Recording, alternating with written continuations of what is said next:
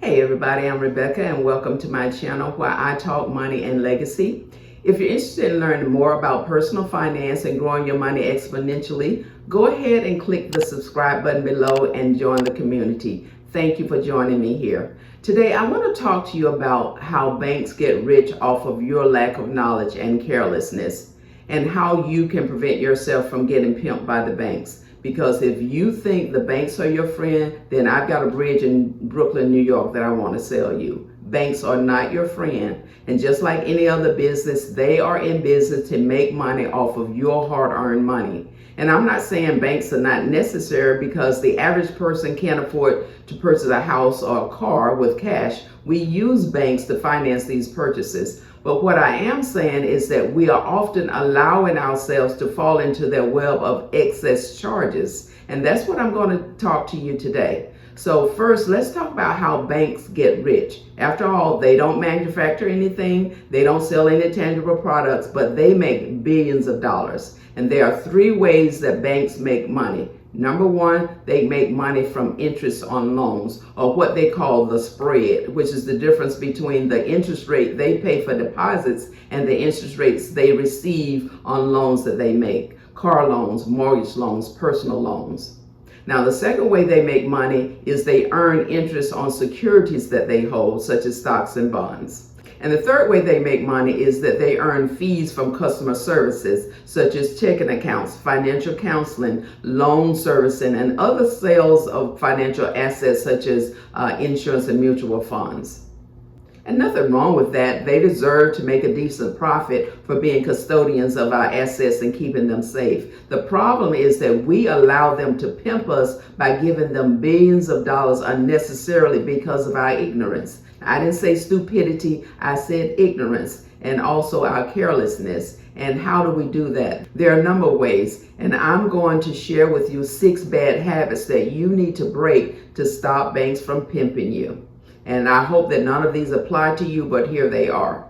Number one is by ignoring your account balances. And this is where the banks hit you the hardest. You need to monitor your spending by knowing how much money is in your spending accounts at all times. Overdrafting your bank account is expensive and totally unacceptable. Now, banks here in the United States altogether make about $15 billion a year on overdraft and non-sufficient funds fees, according to the Federal Consumer Financial Protection Bureau. Now, they report that about 80% of those come from just 9% of customers who keep getting hit over and over and over again with upwards of 10 overdrafts a year. Now, I've been hit with enough overdrafts in the past that caused me to become more vigilant when it comes to monitoring my spending account.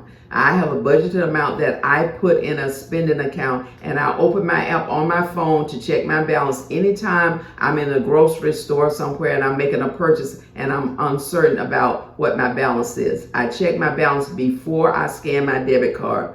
I don't want any surprises. I mean, you're talking about $35 in overdraft charges if you don't have overdraft protection connected to your bank account. Now, if you're in that 9% that keeps getting hit with overdraft and non-sufficient fund fees, I hope you wake up and have a come to Jesus moment, because overdraft fees are no joke.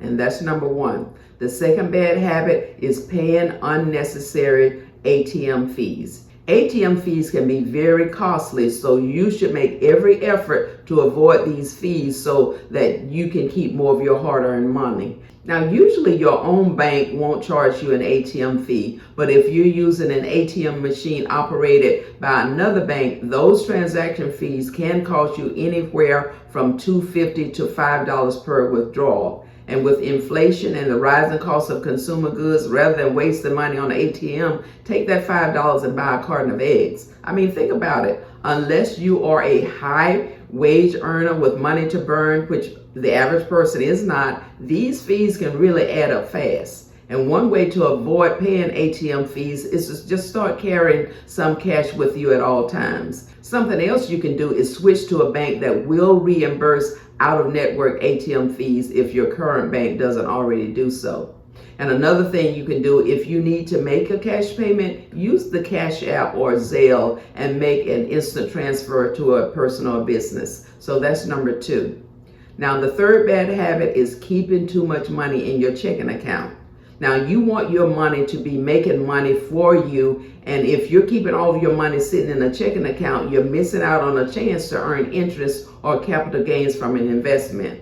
Now, I suggest that you only keep enough funds in your checking account to cover your bills and some cushion for backup. Budget out how much money is enough for you to have on hand, and then move your extra funds over to an interest-bearing savings or a brokerage account. Now, I can't keep money just sitting in a spending account because I know me. I will find something to spend that money on, and more than likely it's going to be eaten out at a restaurant, even though I've stockpiled my refrigerator and my freezer with food that I can prepare at home. But just knowing that I have some extra cash, it's unbudgeted, just sitting there, I'll go back to eating out every day. So the best practice is just to move any money or any extra money to another account that is going to make money for you. Now, that's number 3. The fourth bad habit is accepting high interest credit cards. Now, the only reason you should apply for a high interest credit card is when you're trying to rebuild your credit. Now, if you have bad credit, then take that card and charge only enough that you can pay in full by the due date. That way you're not carrying forth a balance that's accruing at a high interest rates. And banks are in the business of making a profit on credit card interest rates. And if you have bad credit, they view you as a high risk. So they try to buffet themselves by issuing you a credit card with, say, a 25% interest rate, because there's no guarantee that they're going to get their money back. Now, you can default on a car or a house and they can take that property back. But if you default on a credit card, they can't recoup anything. Not those shoes, meals, or vacation. But what they can do, and what they have the power to do, is to jack up your credit. Now, if you're someone who doesn't carry a balance or take cash advances on your credit cards, then high interest rates that's totally irrelevant. Okay, totally irrelevant. So that's number 4. The fifth bad habit is overusing transaction fees, such as wire transfers, stop payments, and ordering checks. Now, you don't want to use these types of transactions unless it's just unavoidable. Domestic wire transfers cost about $25 to $30, while international wire transfers cost $45 to $50. Now, you can check into Western Union to see if it's a better option. They do offer some reward points. Stop payment fees cost you anywhere from $15 to $35. Now, ordering checks from your bank might be convenient, but it's usually the most expensive option. Now, it's been years since I used checks, but when I did, I didn't order them from my bank. I used a vendor that printed cheap duplicate checks for a fraction of the cost that my bank was charging. Now, in these charges that I just mentioned can be costly if you use them on a regular basis. So if necessary, figure out a way to reduce these charges if you're not able to eliminate them altogether. Okay, so that's number 5. The sixth bad habit is opening fee-based checking accounts. Now, free checking is not as normal as it used to be, but there are banks that still offer free checking with no minimum balance requirements. Then again, there are others that do require minimum daily balance as low as $5 or as high as $1,000.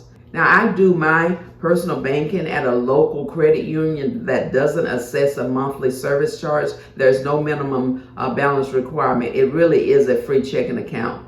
But my business checking accounts, which is with one of the major banks, I'm required to do at least 5 transactions per month in order to avoid paying a maintenance fee, which isn't difficult to meet. Now, the average service charge on a checking account is $12 per month. That's $144 a year. Now, do you know what you could be doing with that money? Investing $5 a day in your long-term stock portfolio. $5 a day is $152 a month. And after 30 years of compounded interest at 10%, you will have earned $316,000. And let's raise that compounded interest to 15% for 30 years. And your earnings will jump up to $856,000 a year. Think about that. Before you bite the bullet and just automatically accept these monthly charges and other fees, consider taking that extra money, investing in your own future rather than making these banks rich. So there you are, 6 ways that banks pimp you out of your hard-earned money. And I just wanted to raise your awareness and offer you some alternatives, or at least give you some insight so that you can figure out what actions you can take to avoid getting taken advantage of. Banks are making off like bandits when it comes to these unnecessary charges. Now I'm going to stop right here, but my assignment is for you to add up the various unnecessary charges that the bank has assessed you over the past year. Record in your financial journal how much money you can save if you change your banking habits and how you can better utilize or redirect those funds. Okay? So that's going to wrap up what I have to share with you today. I hope this information has been of value, and I want to thank you for staying until the end. And if you enjoyed the video, please like, share, subscribe to the channel. Leave your thoughts and comments below. I love to read them. And click that notification bell to receive an alert each time I upload a new video. Until the next time, take care and bye for now.